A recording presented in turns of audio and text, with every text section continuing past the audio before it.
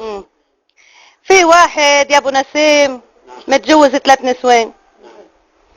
هلا قام هيدا كبر وكبروا هالنسوين معه، واجلك شو عنده بالدار؟ عنده جحش.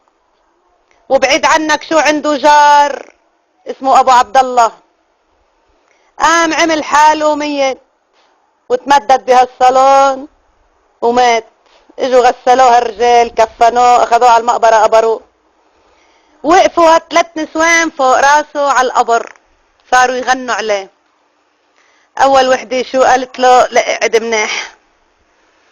قالت له يا قبر يا قبر عصوا عصوا عصة الكمونة، لك يا ما قهرني ونيمني على التنور. ضحك هو قال ايه والله هاي تعبت يا حرام. طلعت الثانية، هو يا عم شو يكتشف مين اللي بتحبه بتبكي عليه، بس شوف هالنسوان كانوا شي وحدة بكيت. طلعت الثانية قالت له يا قبر زموه زموه العنوا بعزائمه، ولك يا قبر زموه زموه زمت الكشكيش،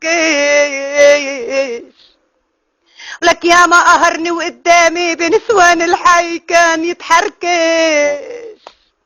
ضحك بالقبر قال ايه والله هاي قهرناها. طلعت الثالثة،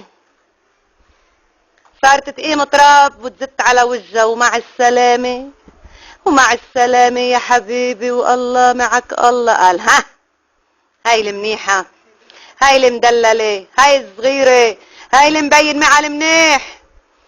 قالت له مع السلامة يا حبيبي والله معك الله، على عيني تنفذ وصيتك يا عيون بغصب عني مو برضاي والله. قال هيدا شو وصيتها انا يا ربي؟ ما وصيتها شيء. قالوا له رفقاتها طيب شو وصاكي؟ قال وصاني بعد موتي يا عيوني ولك بيع الجحش وخدي جارنا ابو عبد الله.